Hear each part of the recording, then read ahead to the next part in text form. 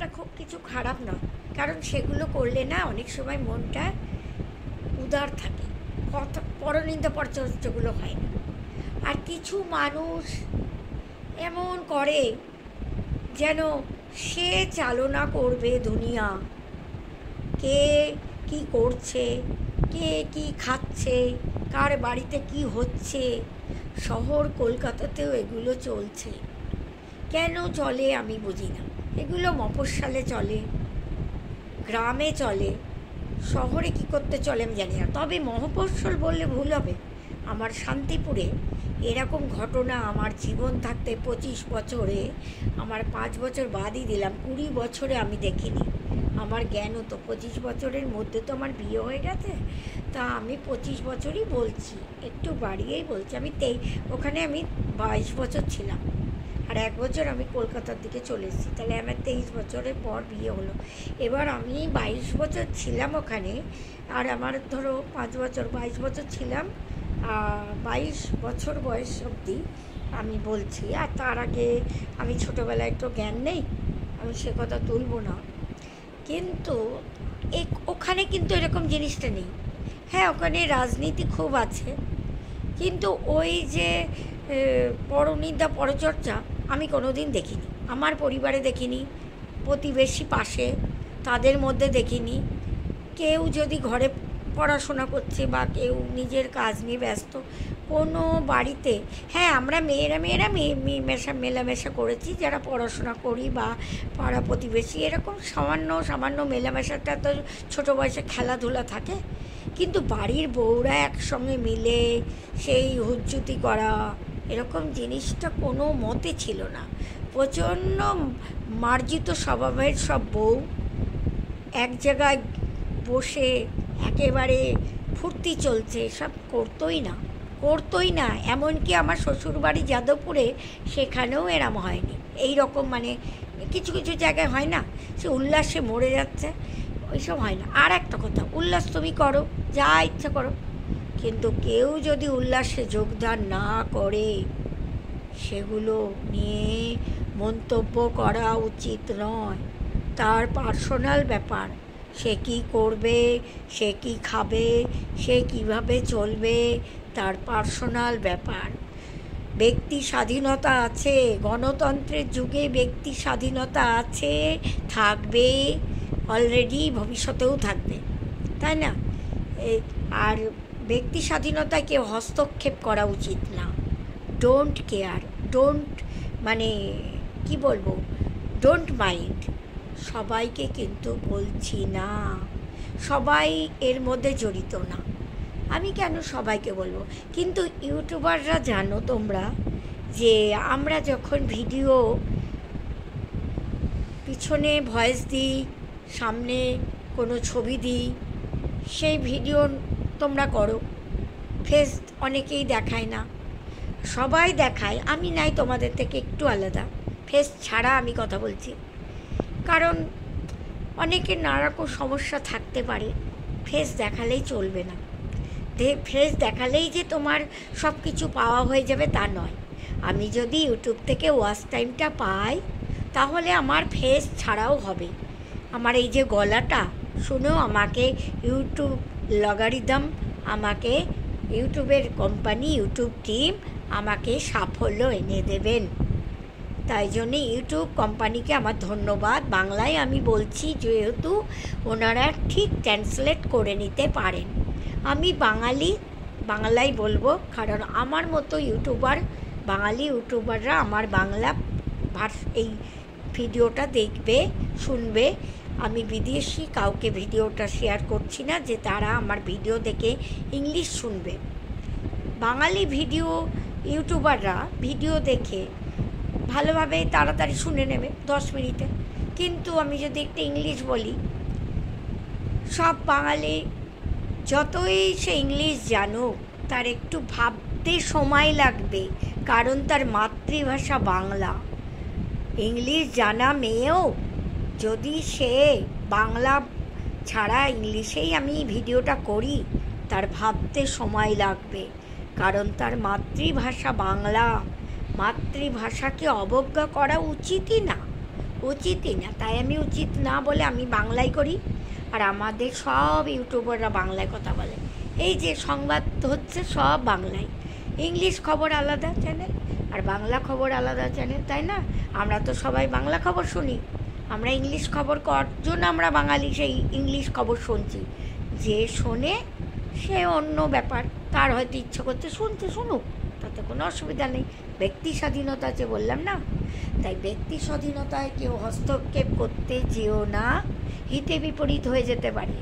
কারণ আমি একজন ইউটিউবার, আমি ইউটিউবার হিসাবে আমি এই সোশ্যাল মিডিয়ায় কত কিছুর সঙ্গে যুক্ত আছি তা ধারণার বাইরে। কারণ আমি সংবাদপত্রে আমি পোস্ট করতে পারি, আমার পুরো আমার ইউটিউবের যারা ইউটিউবার যারা মানে সোশ্যাল মিডিয়ায় যারা ইনভলভ আছে তারা কিন্তু অনেক জায়গায় নিজেকে বাঁচানোর জন্যে ট্রাই করতে পারি আর কি। মানে আমি বলছি সেটা আমার বাড়ির বোনও হতে পারে, আমার যেই হোক, আমার কেউ নাও হতে পারে, তবু বলবো যে পরনিন্দা পরচর্চায় লিপ্ত হয়েও না। ভগবান বলে একটা জিনিস আছে, তোমাদের প্রত্যেকের বাড়িতে ভগবান আছে, সেই ভগবানকে সেবা করো আর নিজের কর্ম নিয়ে ব্যস্ত থাকো। লাইফটা খুবই সামান্য, সেই সময়টা পরের কথা বলে নেচে গেয়ে গোল টেবিল বসিয়ে কোনো লাভ নেই। যখন বিছানায় কাতরাবে নিজের মরণ মৃত্যু যন্ত্রণায়, তখন বড় প্যাথেটিক ব্যাপার হয়ে দাঁড়াবে। হয়তো তুমি বুঝতে পারবে না, কিন্তু তোমার পরিবার উপলব্ধি করতে পারবে মৃত্যু যন্ত্রণায় কতটাই কষ্ট পাচ্ছি বা পাচ্ছ। আমার শাশুড়িকে দেখেছি মৃত্যু যন্ত্রণায় কাতরাতে, তাই সেই থেকে আমি ভয় পাই যে আগে আমি নিজে ঠিক হব, তারপর পরকে ঠিক করব। আগে আমি দেখি ভগবানকে সাধনা করছি কি না, পরিবারকে ঠিকঠাক দেখছি কি না, গলা বাজি করে হোক আর যেভাবে হোক পরিবারকে গাইড দেওয়া আমার উচিত, সেটাই আমি করছি।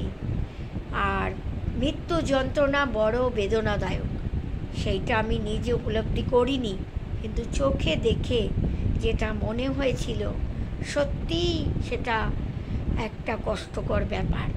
তার জন্যে আমি নিজে খুবই ভয় পাই মৃত্যুকে, বুড়ো বয়সে যে মৃত্যু। আগে মৃত্যু হলে কোনো ভয় নেই, কিন্তু বুড়ো বয়সের মৃত্যু আসবে খুব কম সময়ের মধ্যে, সময় চলে এসছে।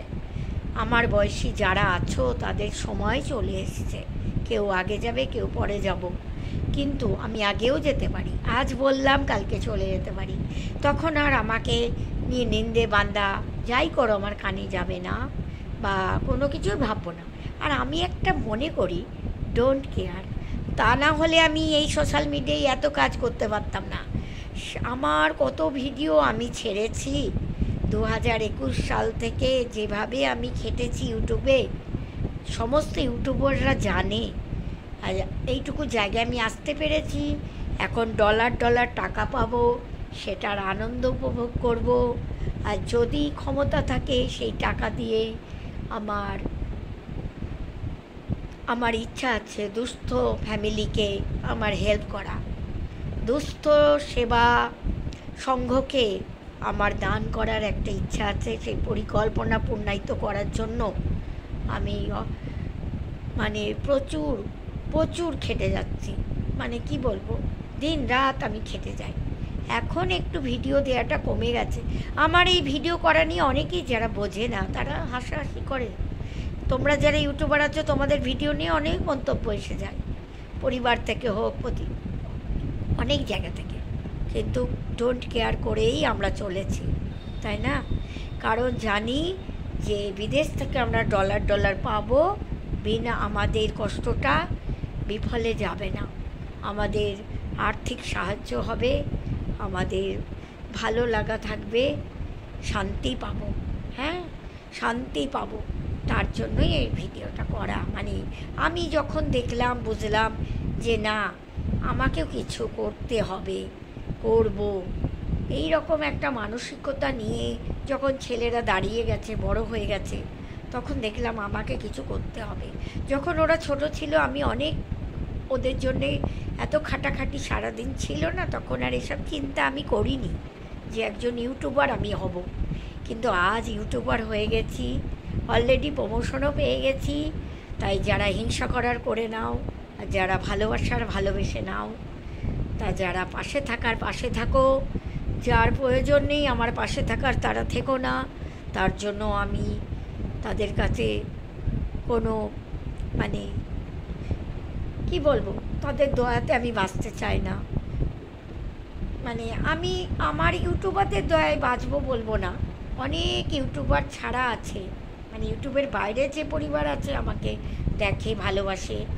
আমারও মানে আমার দেশের বাইরে যারা আমার প্রতিবেশী দেশ আছে, সে দেশগুলো যাই হোক, মানে ভিডিও দেখি তারা, জানি না তারা শত্রু না মিত্র, আমার দেখার দরকার নেই। আমি শত্রুর কথা কখনোই বলবো না, নিশ্চয়ই। আমি বিদেশের ভিডিও আমি দেখি, আর সেই ভিডিও তারাও আমার ভিডিও নিশ্চয়ই দেখে।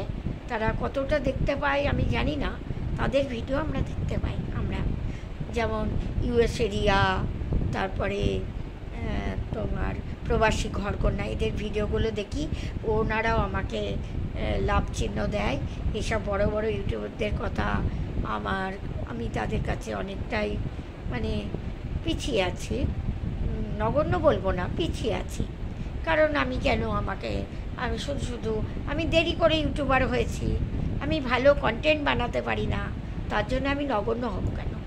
আমার চেষ্টায় যতটা পারি, আমি ছোটোখাটো হলেও আমার চেষ্টা চলছে। হ্যাঁ, চেষ্টা চলছে, আমি কোনো খারাপ ভিডিও দিই না, কিচ্ছু দিই না। কিন্তু যখন আমাকে নিয়ে কিছু হবে, তখন আমার এই ভিডিওগুলো আসবে।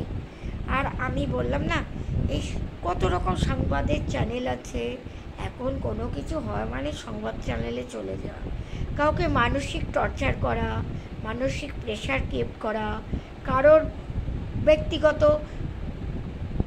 ব্যক্তি স্বাধীনতাতে হস্তক্ষেপ করা একেবারেই অবাঞ্ছনীয়। যাই হোক বন্ধুরা, রাত হয়ে গেল, অনেক রাত হয়ে গেল। আমি ভিডিওটা এখানেই শেষ করছি। পরবর্তী এরকম ভিডিও আমি আবার দেব, তোমরা যার ইচ্ছা হয় শুনো, আর যার প্রয়োজন নেই শুনো না। তবে যারা আমায় ভালোবাসো তাদের আন্তরিক শুভেচ্ছা, ভালোবাসা রইল। সবাই আমার কাছে সমান, এইটা বলি, শত্রু মিত্র সবাই সমান, সবাইকেই ভালোবাসা জানাতে হয়। পৃথিবীতে একটু সময়ের জন্য এসেছি, শ্রী চৈতন্য সবাইকে কোল দিয়েছেন, ভগবানের নামে তিনি নিজেকে উৎসর্গ করেছিলেন, তো তাই জন্য শত্রু মিত্র সবাইকে তিনি কোল দিয়েছিলেন। তবে তার মতো আমি এত বড় মানে মহান হতে পারবো না, তবু আমি চৈতন্যদেবের ভক্ত, সেই জন্য আমি এই কথাটা বললাম। চৈতন্যদেবের ভক্ত বলে এই নয় যে আমি মা কালী সাধনা করি না বা আমি শিব সাধনা করি না, তা নয়। কিন্তু আমি 33 কোটি দেবদেবীর পূজা অর্চনায় যখন মানে আমার যেটুকু সিংহাসনে আছেন যারা যারা পুজো করি, আর সবাইকেই ভক্তি করি। আমি 33 কোটি দেবদেবী, আমার গুরুজন গুরুদেব সবাইকে আমার ভক্তিতে আমার আর কি ভরিয়ে রেখেছি, আমার ভক্তিতে ভরিয়ে রেখেছি। যাই হোক বন্ধুরা, রেখে দিলাম, ডোন্ট মাইন্ড। আমার কথাগুলো বোঝার চেষ্টা করবে। যাদের মধ্যে আত্মচেতনা নেই, আত্মশুদ্ধি এখনও হয়নি, তারা ভগবানের দিকে একবার তাকিয়ে তোমার আত্মটা শুদ্ধ করে নাও। দেখবে সব জল্পনা কল্পনা তোমার মন থেকে চলে যাচ্ছে। তুমি সামনের দিনগুলো এগিয়ে চলো ভালো চিন্তায়, ভালো শুভ চিন্তায় এগিয়ে চলো বন্ধুরা। রেখে দিলাম, শুভরাত্রি।